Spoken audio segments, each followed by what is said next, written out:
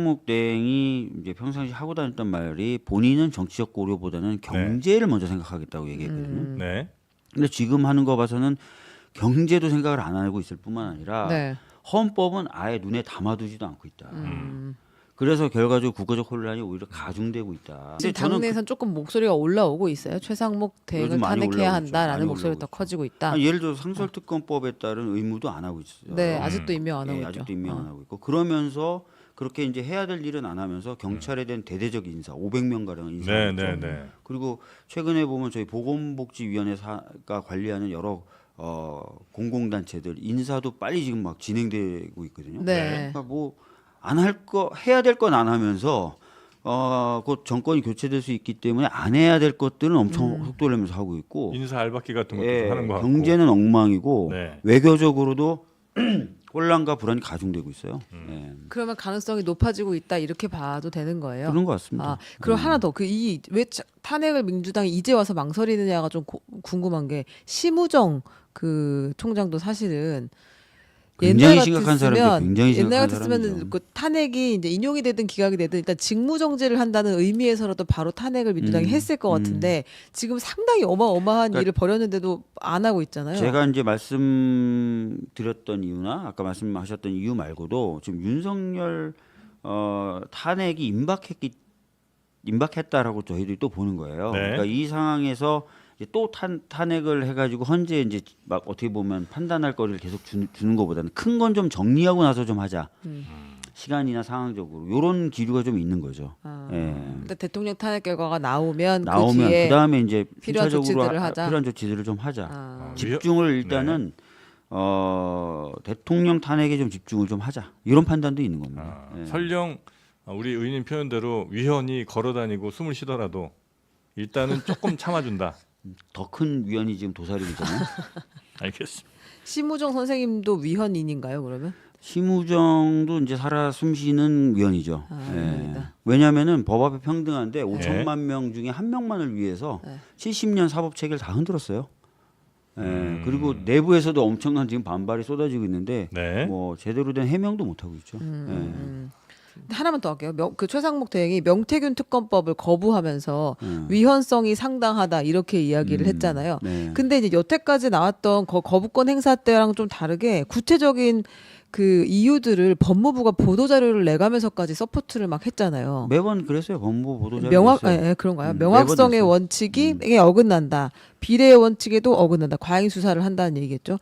그다음에 뭐 적법 절차 원칙에도 어긋난다. 권력 분리 원칙에도 어긋난다라고 하면서 진짜. 여러 가지 이야기를 했는데 특히 이제 다들 살아 숨쉬는 위원들이라니까. 특검 수사 기간 동안 공소시효가 정지되는 전례 없는 규정이 들어가 있다. 이 얘기를 했어요. 이게 어떤 의미인 자, 거예요? 하나하나 좀 말씀드릴게요. 네. 예전에 있잖아요. 야당만이 특검을 추천하는 특검법들이 있었어요. 네. 거기에 대해서 수사를 받는 최순실 네. 씨가 박영수 특검 추천 당시에 그 당시에 야삼당했었죠. 위헌이다라고 해서 네. 헌재에다가 헌법 소원을 냈었어요. 네. 다 합헌이라고 나왔고요. 야당만이 후보를 추천하는 것이 오히려 더 적합하다. 대통령과 대통령 주변을 수사하는데 그렇다면 대통령으로부터 독립된 사람들이 수사하는 게 맞고 그러려면 야당만이 추천하는 게 맞다라고 했어요. 심지어. 네. 근데 이번에 명태균 특검은 대법원장이 추천하는 걸로 바꿨습니다. 저희가 수용을 했어요. 네. 그동안 국민의힘이 주장해왔던 게 대법원장 추천 또는 대한변협회장 추천이잖아요. 저희가 전격적으로 다 수용을 했습니다. 네. 이 대법원장이 누구냐? 윤석열 대통령이 임명한 사람이에요. 그 당시 우리 당은 어땠냐? 반대했어요. 저 사람 보수적이다. 네. 대법원장 감이 아니다. 이제 그렇게 저희가 반대했지만 윤석열 대통령이 고집 피워서 임명한 대법원장이 추천하는 목소리를 한데도 문제가 있다는 거예요. 그다음에 명확성, 비례성 이게 다 수사 범위가 넓다는 거거든요. 네. 범죄가 많은데 그럼 수사 범위 넓게 하지 그럼 좁게 합니까? 그 말도 안 되는 거잖아요. 최상목 대통령 권한대행은 명태균 특검법이 위헌 우려가 있다는 점을 조목조목 따졌습니다. 수사 대상 및 범위가 너무나 불명확하고 방대하여 헌법상 명확성의 원칙과 비례의 원칙 훼손이 우려됩니다. 앞서 내란 특검법 등 다른 특검법에 대한 거부권 행사 당시엔 특검 제도가 삼권 분립을 훼손할 수 있다.